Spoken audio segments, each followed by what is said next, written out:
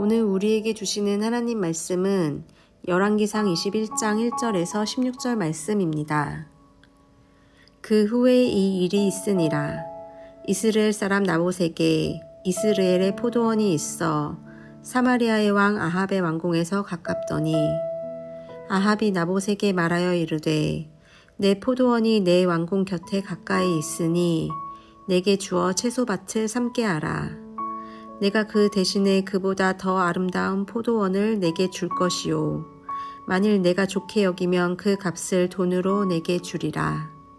나봇이 아합에게 말하되 내 조상의 유산을 왕에게 주기를 여호와께서 금하실지로다 하니 이스라엘 사람 나봇이 아합에게 대답하여 이르기를 내 조상의 유산을 왕께 줄 수 없다 하므로 아합이 근심하고 답답하여 왕궁으로 돌아와 침상에 누워 얼굴을 돌리고 식사를 아니하니 그의 아내 이세벨이 그에게 나아와 이르되 왕의 마음에 무엇을 근심하여 식사를 아니하나이까. 왕이 그에게 이르되 내가 이스라엘 사람 나봇에게 말하여 이르기를 내 포도원을 내게 주되 돈으로 바꾸거나 만일 내가 좋아하면 내가 그 대신에 포도원을 내게 주리라 한즉 그가 대답하기를 내가 내 포도원을 내게 주지 아니하겠노라 하기 때문이로다. 그의 아내 이세벨이 그에게 이르되 왕이 지금 이스라엘 나라를 다스리시나이까. 일어나 식사를 하시고 마음을 즐겁게 하소서. 내가 이스라엘 사람 나봇의 포도원을 왕께 드리리이다 하고 아합의 이름으로 편지들을 쓰고 그 인을 치고 봉하여 그의 성읍에서 나봇과 함께 사는 장로와 귀족들에게 보내니 그 편지 사연에 이르기를 금식을 선포하고 나봇을 백성 가운데에 높이 앉힌 후에 불량자 두 사람을 그의 앞에 마주 앉히고 그에게 대하여 증거하기를 내가 하나님과 왕을 저주하였다 하게 하고 곧 그를 끌고 나가서 돌로 쳐 죽이라 하였더라. 그의 성읍 사람 곧 그의 성읍에 사는 장로와 귀족들이 이세벨의 지시 곧 그가 자기들에게 보낸 편지에 쓴 대로 하여 금식을 선포하고 나봇을 백성 가운데 높이 앉히매 때에 불량자 두 사람이 들어와 그의 앞에 앉고 백성 앞에서 나봇에게 대하여 증언을 하여 이르기를 나봇이 하나님과 왕을 저주하였다 하매 무리가 그를 성읍 밖으로 끌고 나가서 돌로 쳐 죽이고 이세벨에게 통보하기를 나봇이 돌에 맞아 죽었나이다 하니 이세벨이 나봇이 돌에 맞아 죽었다 함을 듣고 이세벨이 아합에게 이르되 일어나 그 이스라엘 사람 나봇이 돈으로 바꾸어 주기를 싫어하던 나봇의 포도원을 차지하소서. 나봇이 살아있지 아니하고 죽었나이다. 아합은 나봇이 죽었다 함을 듣고 곧 일어나 이스라엘 사람 나봇의 포도원을 차지하러 그리로 내려갔더라.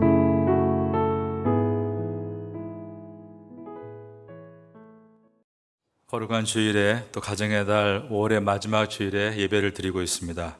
여러분 모두에게 주님의 은혜와 사랑이 함께 하시기를 예수님의 이름으로 축원합니다.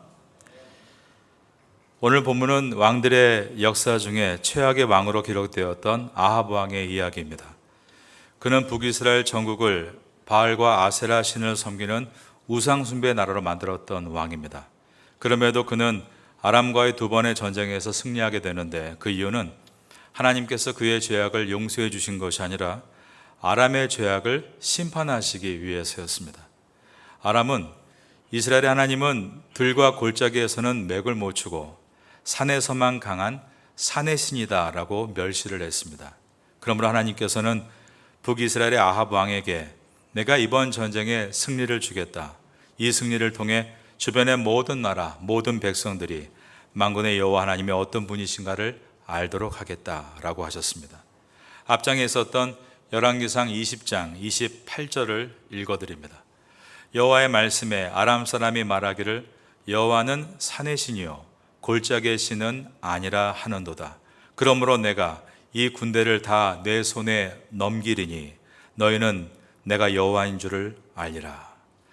이 당시에 북이스라엘 군사는 1만 명이 채 되지 않았고 아람의 군대는 10만 명이 넘었습니다.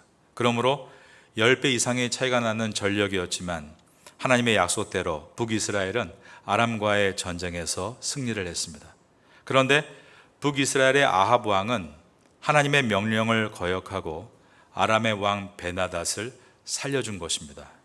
베나닷이 큰 재물을 약속하고 아람의 수도인 다메섹에 아합의 이름을 딴 거리를 만들어 주겠다라고 약속했기 때문입니다. 우리나라 서울 특별시 강남구에도 이란의 수도 이름을 딴 테헤란로가 있습니다. 아람 왕 베나닷이 많은 재물과 명예를 약속하자 아합은 마치 인덕이 풍부한 왕처럼 적과 화친을 맺은 것입니다. 이 일로 인해서 하나님은 아합에게 선지자 한 사람을 다시 보내셨고 그는 아합에게 우회적으로 이야기를 합니다. 왕이여, 군인이 전쟁터에서 잡은 포로를 그만 놓치고 말았습니다.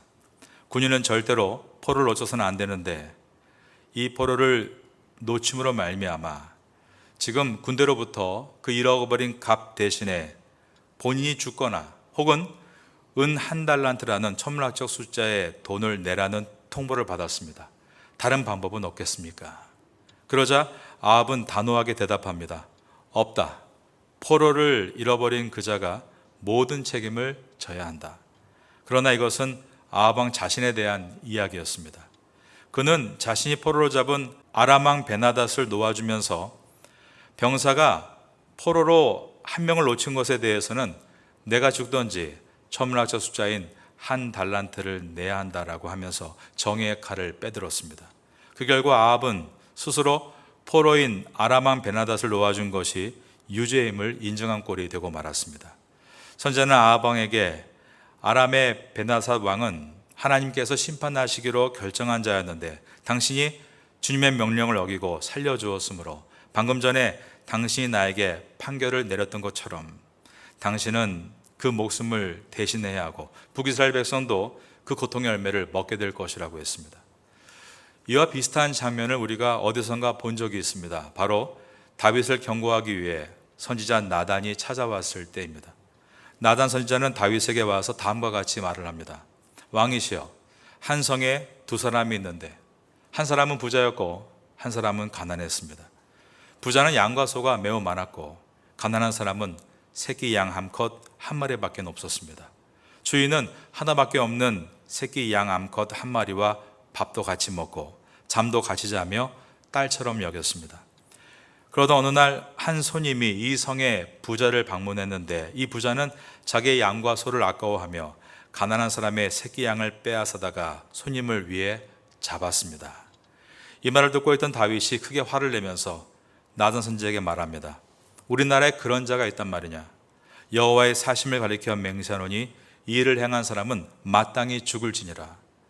다윗이 오늘 본문의 아합과 같이 왕으로서 정의의 칼을 빼든 것입니다. 그때 나단 선지자가 말합니다. 그 부자가 바로 당신입니다. 오늘 본문과 똑같은 상황이 일어난 것입니다. 그런데 그때 다윗은 나단 선지자의 말을 듣자 왕좌에서 내려왔고 옷을 찢고 죄를 뒤집어 쓰고 자신의 죄를 솔직하게 인정하며 회개의 기도를 드리기 시작했습니다. 그러면서 기록한 시편이 우리가 알고 있는 시편 51편인 것입니다. 그런데 아합은 어떻게 했는가? 오늘 본문 바로 앞에 있는 열왕기상 20장 43절을 읽어드립니다. 이스라엘 왕이 근심하고 답답하여 그의 왕궁으로 돌아가려고 사마리아에 이르니라. 여기서 근심하고 답답했다는 뜻은 그가 다윗과 같이 회개의 감정을 가졌다는 뜻이 아닙니다. 불쾌하고 기분이 상했다라는 뜻입니다. 그는 다윗과 같이 회개하고 돌이킬 수 있는 위대한 기회를 저버리고 자기의 왕궁이 있는 사마리아 성으로 돌아가 버리고 말았습니다. 이제 이어진 오늘 본문은 그가 가지고 있는 한 별장과 관련된 사건입니다. 여기에서 왕궁은 아합이 만들어 놓은 별장, 즉 별궁을 뜻합니다. 이 별궁이 이스라엘 지역에 있었는데 이 별궁 가까이에 나봇이라는 사람의 포도원이 있었습니다. 두 차례 아람과의 전쟁에 승리한 아합은 이제 앞으로 아람 왕 베나닷이 머지않아 많은 재물을 보내겠다는 약속을 받았기 때문에 국고를 탕진하면서 사치와 방탕의 생활을 즐겨나가고 있었습니다.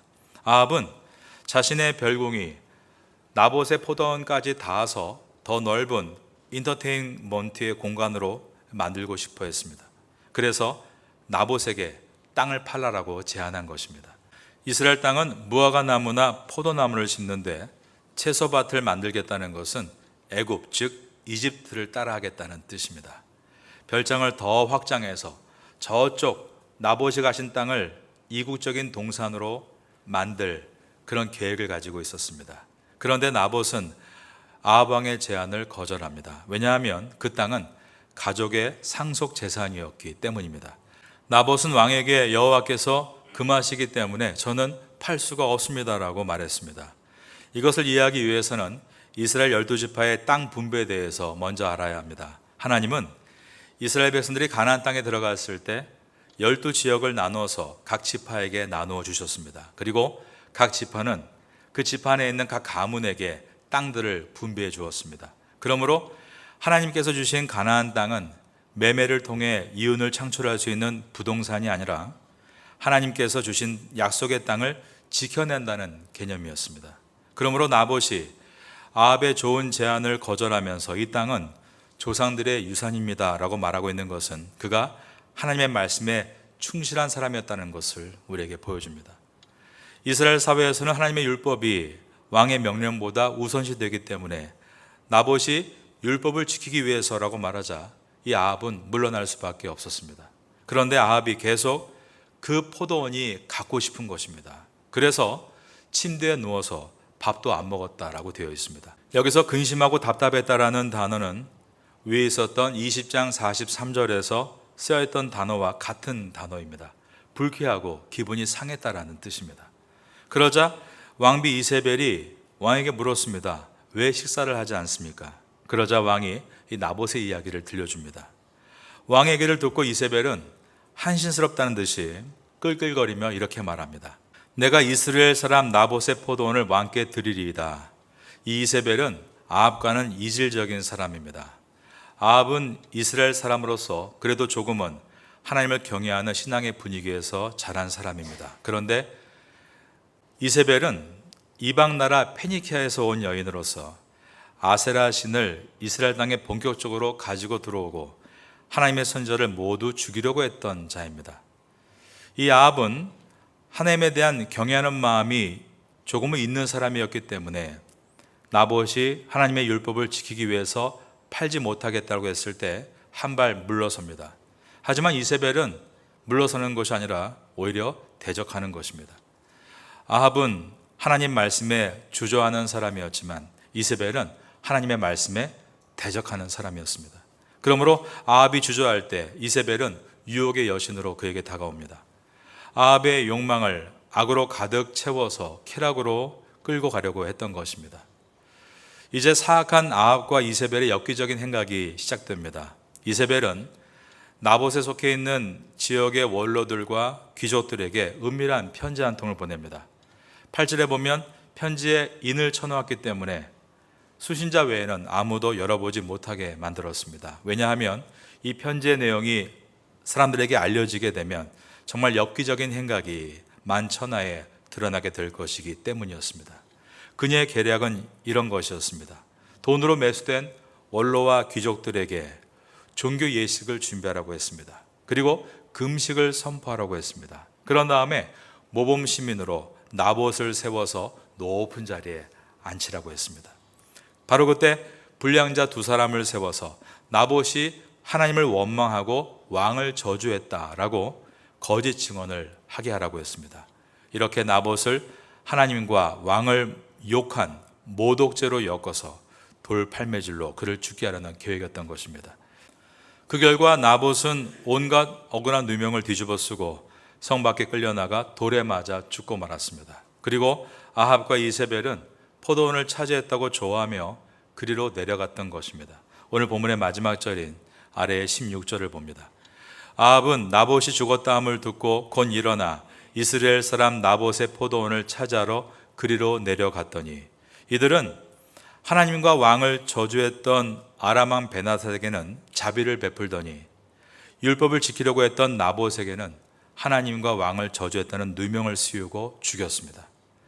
다른 나라 왕 베나닷에게는 넓은 마음과 포용력이 있는 왕처럼 굴더니 자기 백성인 나봇에게는 엽기적이고 장난감을 손에 넣지 못한 어린아이와 같이 유치하게 굴었습니다. 나봇, 히브리어로 나보트. 이것은 싹트다라는 뜻입니다. 나봇의 조상들은 대대로 하나님께서 맡기신 이곳에서 포도 재배를 해왔기 때문에 부모님은 그와 관련된 이름으로 아들 이름을 나보트다, 싹트다라고 지어준 것입니다. 그리고 그는 그 한자를 우직하게 하나님 맡기신 땅을 지켜나갔던 것입니다. 오늘 본문은 큰 돈을 제시하는 왕의 제안을 거절하고 자기 자를 지켜나가는 나봇과 자기가 원하는 것을 얻지 못하자 마치 장난감을 손에 넣지 못한 어린아이가 심술을 부리는 듯한 아합을 대조시키고 있습니다. 아합에게서 자주 드러나고 있는 근심하고 답답했다, 즉 불쾌하고 기분이 상했다는 표현은 그의 생활이 얼마나 감정에 치우쳐 있었는가를 보여줍니다. 여러분, 감정 자체가 나쁜 것은 아닙니다. 하지만 감정에 너무 치우치면 이세벨과 같은 유혹의 신에게 쉽게 이용당하게 되는 것입니다.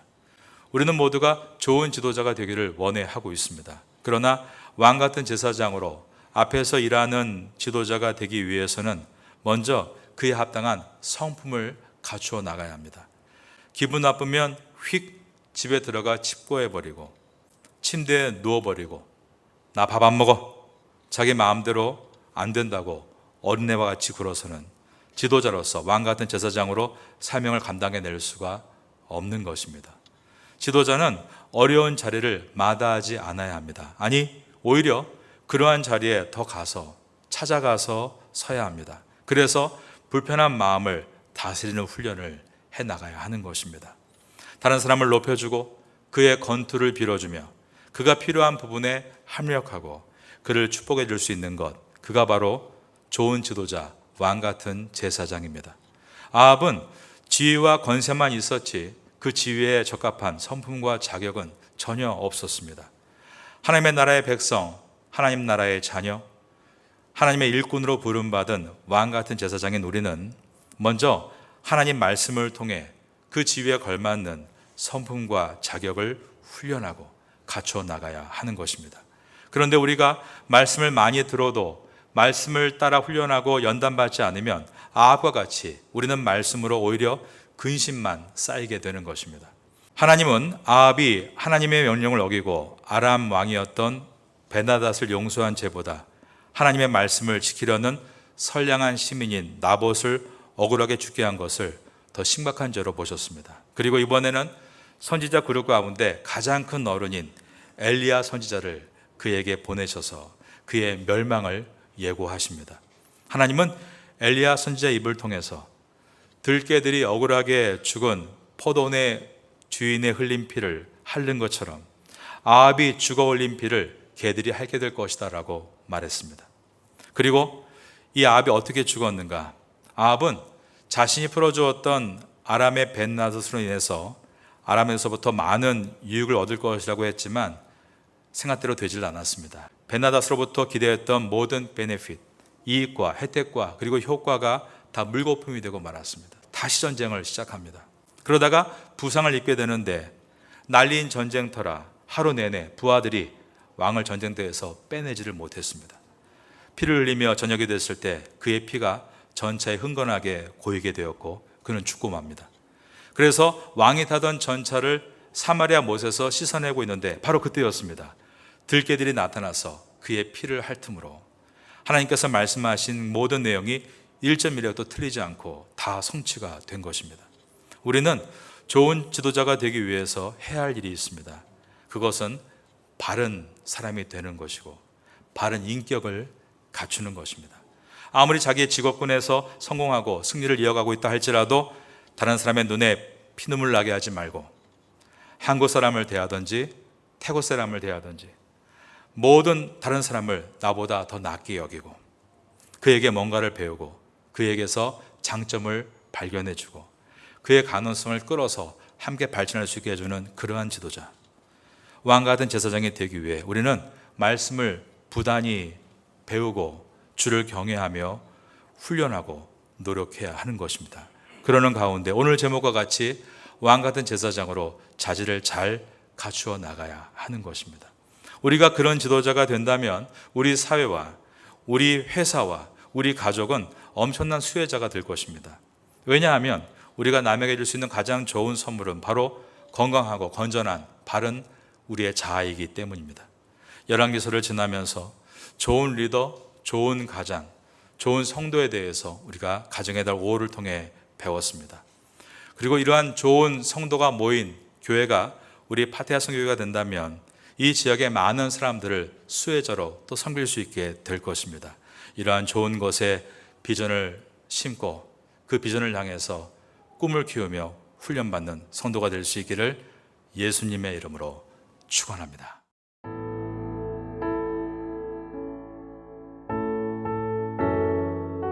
지금은 함께 기도하는 시간입니다. 5월의 공동 기도 제목은 첫째, 주일에 온 가족이 함께 예배드리는 믿음의 가정 되게 하소서. 둘째, 출퇴근 때마다 부부간에 부모 자녀 간의 축복의 언어가 오가게 하소서. 셋째, 소외되고 어려운 이웃들에게 주님의 따스한 위로가 임하게 하소서. 넷째, 5월 19일 레위인의 날 26일 제9차 장애인 가족 초청 행사를 잘 준비하게 하소서. 말씀을 붙잡고 기도하는 귀한 시간 되시기를 소망합니다.